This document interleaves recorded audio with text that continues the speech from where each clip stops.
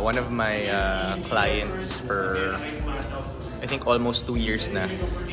Mag-60 years old siya today. So I made a special birthday workout para sa kanya. Tapos hindi naman araw-araw na nagsi-60 ka, tapos malakas ka pa, nakasabay ka pa sa bata. So this is my private class. But I have someone who coaches for me on other days. So yeah. Show you guys in a bit. So it's a special workout. Papakita namin sa inyo ano yung special workout na yun. Team workout siya. So tatluhan. Then you're gonna go outside for like 200 meters drop. Or 5 1 minute on the bike. Okay? Guys, good? Iyan ang mag-execute for today. Siya yung mag-execute ng class.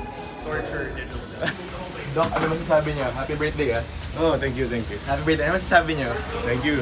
60 years old. Mas malakas pa to sa maraming bata. Lolo Fit. Yeah. Lolo Fit. Tito Fit, Lolo Fit. Lolo. May discount na siya sa grocery. Mas ka sa akin, Doc.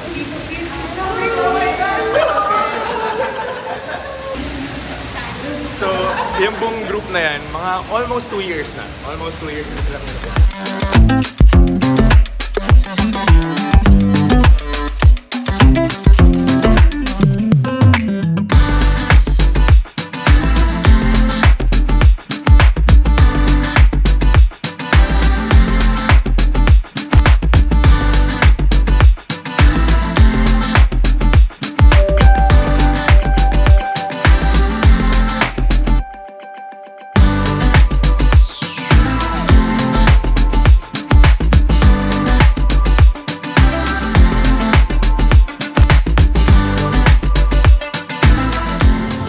The lolo, the tito, and the pamangkin. Yun! Titos and titas kapatid ko to. Little, so... Tita in the making. Tita in the making. One day. One day. Nasa lang.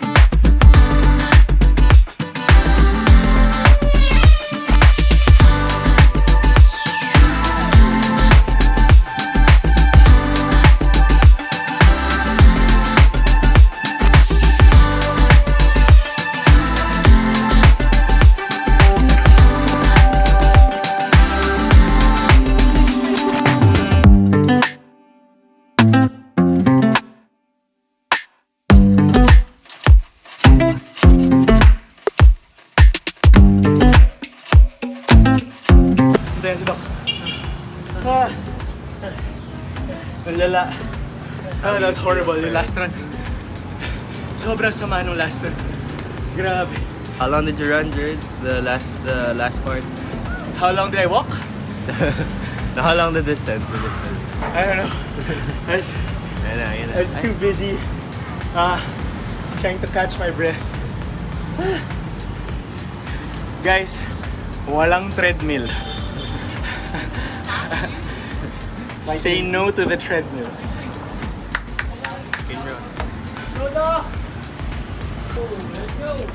Happy birthday, Doc. Thank you. Let's go. Come on. Homesick. Bye!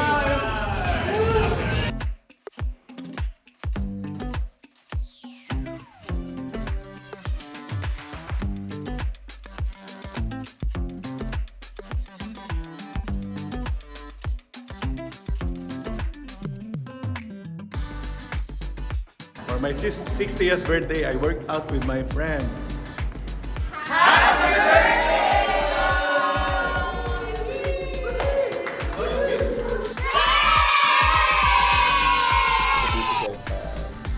Well, I'm 60 now, right now. Just turned 60. I'm orthopedic surgeon by profession, and but I had this institution as a medical director, and I've been here for 25 years already. Wow. How long have you been working out?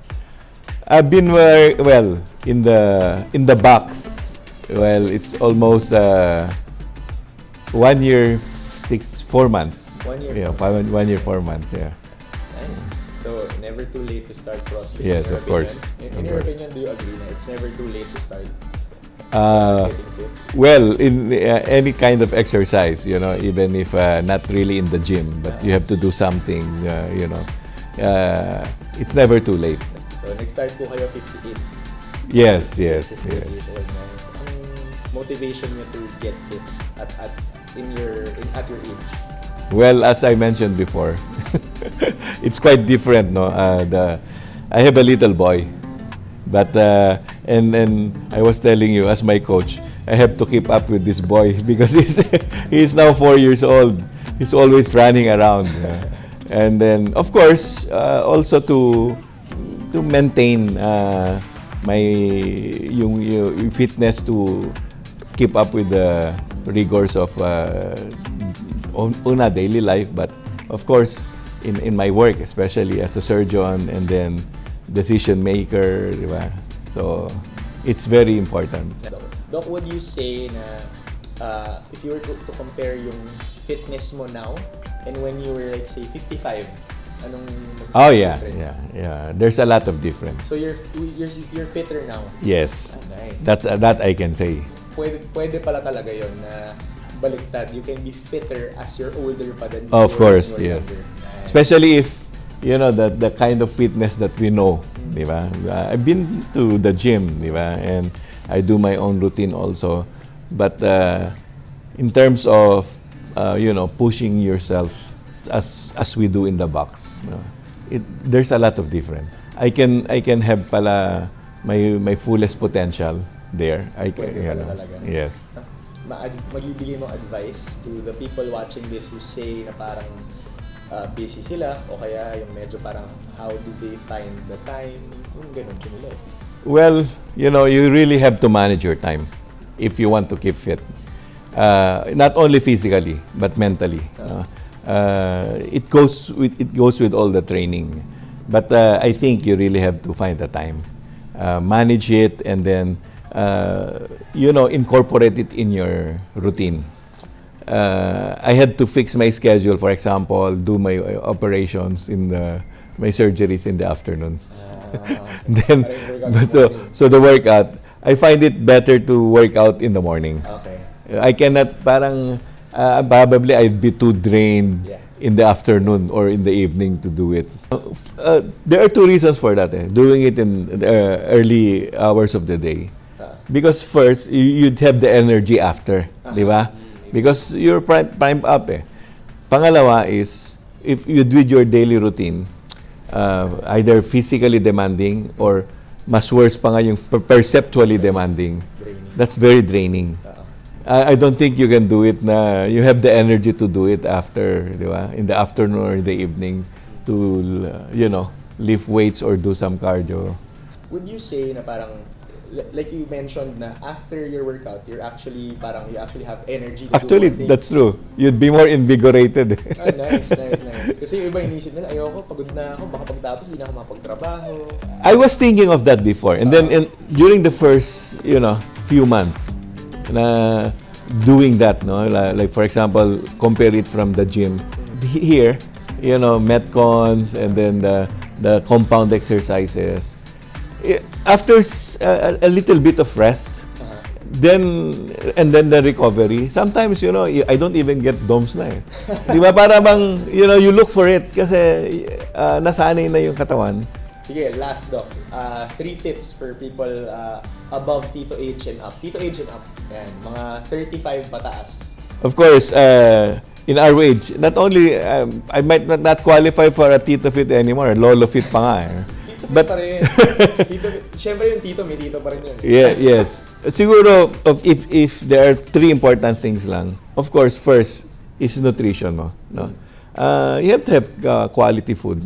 Parang at this point in time, You cannot have the luxury to, indulge. But sometimes it's a little bit of, you have to give yourself some, also reward, alcohol, whatever, di ba? Or yung mga foods na gusto mo, dessert, whatever.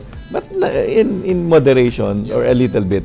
But that's the first one, nutrition. And then ang hindi mawawala doon is your physical exercise, no? Especially if ako tanongin, CrossFit is really good for me. And then third is your attitude, probably yung to treat everyone with love and tenderness. Kasi love and tenderness, kasi nasabi ko yun because walang lumalabas na mga bad hormones dyan. Walang magre-release sa'yo, di ba? Anything that might add stress. And yun lang yun. It's the three of that. But if I add more, is you don't forget, at our age, the social integration. By all means po, continue lang. Yeah. Yung social integration, you need some kind of socialization. I have lots of groups different from community, civic organization, may group in the scientific industry, yung mga doctors, di ba? Rotary clubs, like that. We meet and daily routine yun. Meron siyang mga once a week, di ba? Merong iba once a month. So, it's nice to have that. At our age, lalo na. May napapansin ba sila sa'yo? May of course. Ba sila? Yes, of course. Lalo na pag sinabing, bumabata ka yata kasi. Except siguro may graying hair. But, nakikita nila yung vigor. Lalo na if we go out, mid-year conventions, usually out of town. Tapos sila yung napapagod pag namamasyal Pero, what most people don't know, baka gusto mo rin banggitin, si Doc Paul is a rider. Of course. Yes. Iba yung freedom of two wheels. Two wheels. It moves the soul. Yes.